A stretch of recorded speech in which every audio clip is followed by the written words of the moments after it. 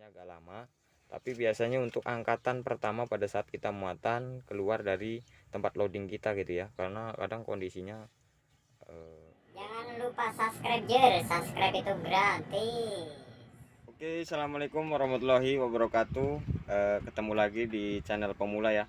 Salam untuk temanku di sana dan di sana ya. Kali ini saya akan membahas mengenai pengoperasian unit Scania P360 XT atau full matic ya. Nah ini speednya ada di sini ya, di sebelah kanan. Ini beda ya sama maticnya kayak unit kecil atau mobil minibus ya.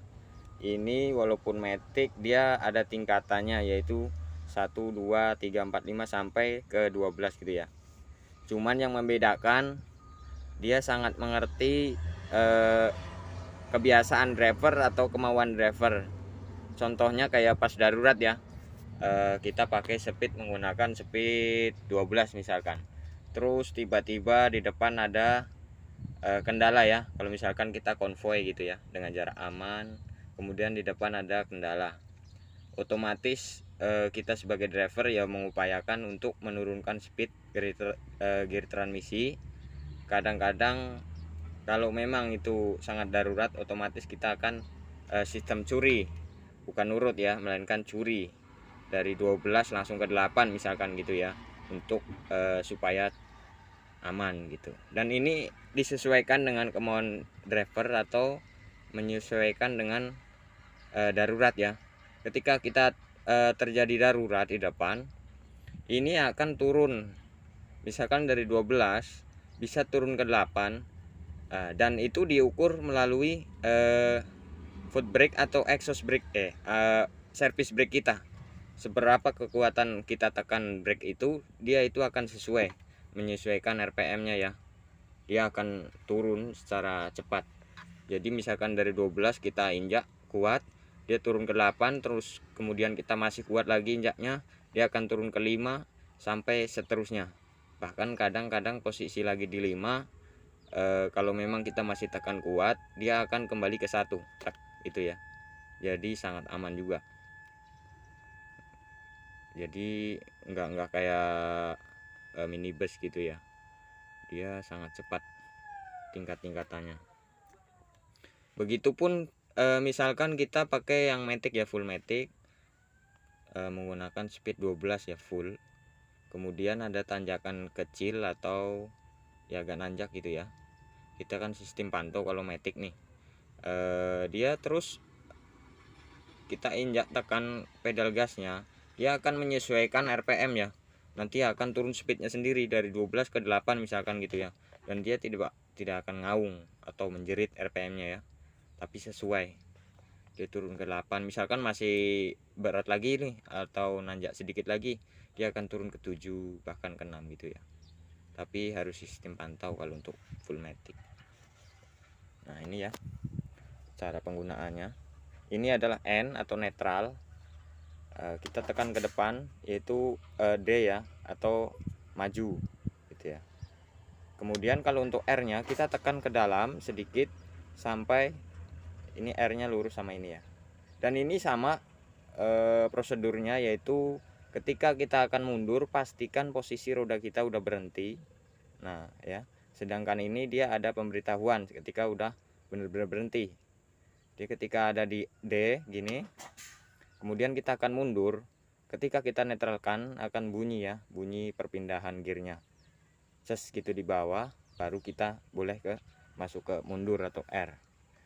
Nah, kemudian ini ada A dan M ya. A itu automatic, M itu manual, kita tinggal tekan ini ya. Pada angkatan pertama biasanya habis parkir gini langsung di A ya, nah, automatic. Lalu untuk muatan otomatis kita harus pindahkan dulu, tekan 1 kali. Nah jadi M manual ya untuk angkat speed 1 2. Kalau udah treknya rata dan mulus pastinya, baru kita menggunakan matic gitu. Sebenarnya simpel aja ya, nggak ada yang perubahannya itu ya, nggak ada yang ini sih, sama aja. Kalau untuk ini kan memang yang 360 ini belum pakai retarder ya, masih biasa menggunakan exhaust brake ya. Exhaust brake biasanya gabung sama ABS juga kayak yang manual itu. Nah, kalau untuk yang 410 ada retardernya di sini ya. Kalau retarder itu bekerja melalui transmisi ya, pengereman transmisi gitu. Jadi lebih maksimal lagi. Dan biasanya digunakan untuk trintin ya, atau 12 roda. Kalau ini untuk tronton aja. Ini cara hidupkannya, ini otomatis ketika kita tekan begini, dia pada saat kita injak foot brake, dia akan hidup exhaust brake-nya. Begitupun kalau begini, nah off, tidak akan hidup gitu ya. Cara menambahkan manualnya yaitu tekan ke atas begini ya. Nah ini posisinya gini, tekan ke atas gini. Nah itu satu, terus dan seterusnya ya. Ini dua. Cara mengurangi pun ke bawah gitu ya. Kayak simpel aja sih menurut saya. Dan yang tampilan fitur-fitur tambahannya pun nggak terlalu banyak. Mengenai wiper juga masih tetap di sebelah kiri ya. Kalau untuk lampu nih di sini ya, gabung sama power window ya, karena ini udah menggunakan power window yang XT atau fullmatic ya. Ini turun kaca kiri dan kanan ya. Ini lampu kerja, kemudian lampu bumper gitu. Nggak terlalu banyak perubahannya. Kemudian untuk ini ya masih plastikan. Ini masih plastikan, belum boleh dibuka ini. Masih belum apa ya? Masih perawan lah gitu ya. Nah, ini kita sama ya, tekan ke kanan untuk mengetahui angin, tekanan pressure atau pressure oil ya. Ada di sini. Sedikit berbeda tampilannya ya, tapi cara penggunaannya sama, yaitu ke kanan, ke bawah, tekan OK-nya di tengah gitu ya. Konsumsi bahan bakar, baterai, kemudian tekanan rem atau angin ya, tuh 1 2 tabung seperti yang saya jelaskan kemarin, itu sama di P2H itu ya. Ini pressure ya, ketika kita injak gasnya baru dia naik gitu ya, sama. Kemudian ke kanan yaitu pemeriksaan awal ya. Kalau untuk lihat HM nya itu di informasi, ditekan, soalnya ini nggak bisa ditampilkan. Kalau yang ini ya harus kita lihat di pengaturan, kemudian tekan informasi ya. Untuk kembalinya ada di sini yaitu back, kembali. Jadi ini untuk geser-geser aja, kemudian enter atau oke. Ini untuk kembali ya. Dia akan kembali ya. Jadi pengaturan ini untuk lihat HM. Pengaturan untuk setelan. Kemudian kita cari informasi. Kemudian kita tekan oke. Jam menyala, diagnostik, identitas mesin, identitas kendaraan gitu ya. Untuk melihat jam atau HM, ini baru 1084 jam. Ini baru berapa bulan gitu, belum ada 2 bulan, karena full time ya, 24 jam kerja terus, itu udah dapat segitu. Ini yaitu di vlog atau differential torque vlog ya, interaxle, kemudian interwheel nanti akan muncul di sini. Kalau satu berarti masuk ke interaxle, kalau titiknya 2 berarti interwheel gitu ya. Kalau untuk yang lain nggak jauh beda, tampilannya sama ya. Ini kemudian ini AC ya, AC ini udah pakai elektrik ya, jadi cukup gini aja udah hidup blowernya.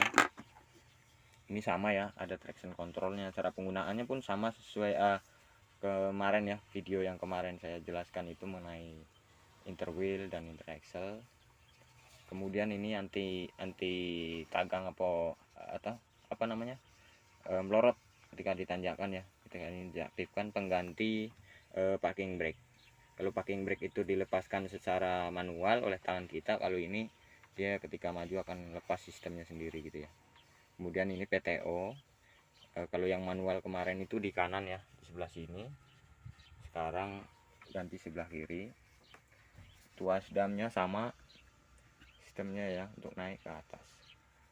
Udah nggak ada lain apa namanya, tampilan yang sangat lain atau berubah gitu ya, sama aja. Ini untuk meredupkan cahaya display ya. Kemudian untuk mematikan cahaya jadi sama aja, ini hazardnya di sini. Oke ya, untuk penggunaan ininya yaitu kita masuk ke D, kemudian kalau untuk manual tekan 1 kali karena posisi parkir posisi di A atau otomatis. Kalau udah di M atau manual kita naikkan ke atas 1 kali, 2 kali, 3 kali gitu ya. Tapi prosesnya agak lama. Tapi biasanya untuk angkatan pertama pada saat kita muatan keluar dari tempat loading kita gitu ya, karena kadang kondisinya gelombang dan sebagainya gitu.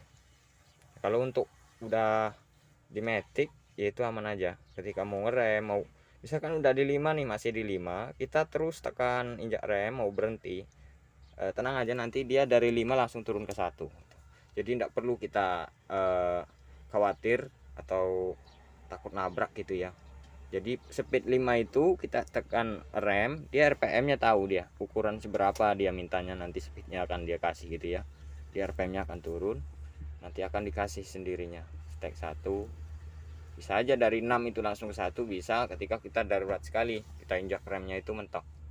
Jadi perpindahan gearnya itu melalui injakan rem kalau untuk pengurangannya gitu ya. Begitupun kalau untuk naiknya, yaitu disesuaikan dengan RPM kita. Jadi RPM ini nggak bisa over atau overrunning ya, udah diukur kalau untuk matic. Kemudian manual, kalau manual dipastikan tidak boleh lebih ya, tidak boleh lebih daripada 2000, karena di sini nggak diterapkan namanya green ekonomis ya, karena udah diukur sebenarnya sama unit ini seberapa dia green ekonomisnya gitu. Jadi kita kalau manual ya rasakan aja lah, jangan terlalu tinggi gitu, kita tambahkan. Oke ya, itu aja menurut saya sih udah sangat apa ya, mudah dipahami untuk manual dan matic. Memang kalau belum terbiasa, kaki kiri kita akan menekan-nekan ya pada saat kita mau berhenti. Tenang, ini ada bantalan yang lebih tinggi, jadi nggak apa-apa kita tekan. Ini contohnya yang di sebelah saya ini ketawa karena masih belum biasa juga. Pada saat kita mau damping otomatis kita berhenti ya, dan itu akan disesuaikan antara kaki dan tangan, itu pasti sesuai kalau untuk yang manual gitu ya. Sedangkan ini kalau mau berhenti ya cukup kaki tangan, kaki kanan kemudian tangan gitu ya. Disiapkan bantalnya lebih tebal karena untuk mengantisipasi yang masih belum terbiasa atau familiar gitu ya. Nah, kalau ini untuk menghidupkan cruise control yang sesuai dengan apa, sama ya kayak videoku kemarin, video yang dibuat kemarin itu. Tapi biasanya kan di sini switchnya di sini ya. Sekarang pindah ke sini kalau yang full matic, di sini ditekan. Kemudian ini untuk menambahkan nih, dia modelnya ditekan ke atas gini, menambah, ke bawah ngurang. Kemudian untuk resume atau kembali ke ulang setelan awal ini, atau untuk off gitu ya. Jadi sambil begini nih pas jalan tol misalkan cek gini ya, udah kembali. Oke ya, nggak ada tambahan-tambahan. Kalau untuk lampu rotary tetap di atas sama kayak yang manual. Kemudian kalau untuk tampilan dalamnya, eksteriornya itu memang ada bertambah ya atau berubah gitu ya tampilannya. Nah, kayak lubang AC ini udah bagus lah untuk yang AC ini, lebih termasuk joknya juga ini, tampilan dalamnya nih XT. Kemudian ini ya, jadi ada perubahan sedikit tapi tidak terlalu mencolok. Kayak ini ada untuk mengecas sigaret ya, rokok. Kalau untuk ini istilahnya lebih simpel ya, lebih ramping. Ketika kita tutup ramping sekali ya, ramping sekali, tidak ada kelihatan tambahan gitu ya. Ketika kita buka, sangat mantap, efektif ketika kita silau, biasanya di sore hari ya, jam 3 jam 4. Untuk dalamnya itu lebih mewah sih menurut saya, lebih mewah. Oke, mudah-mudahan bermanfaat video ini dan mudah dipahami tentunya. Nantikan video selanjutnya. Yang belum subscribe di subscribe dulu supaya bisa nggak ketinggalan video saya berikutnya mengenai seputaran tambang, dan saya bisa memberikan informasi mengenai pekerjaan tambang juga dan apa syarat-syaratan yang harus dipenuhi. Kemudian apalagi ya, itu aja dulu. Saya akan berbagi sedikit tampilan atau tontonan atau vlog daily ya, daily vlog. Besok mungkin kalau ada waktu SDT atau slide dump truck ya, yang kapasitas 70 ton, Excel 4 dan Excel 3. PM nya ada Scania 520, 380, ada 410. Kemudian banyak ya, ada Mercy juga di situ nanti banyak.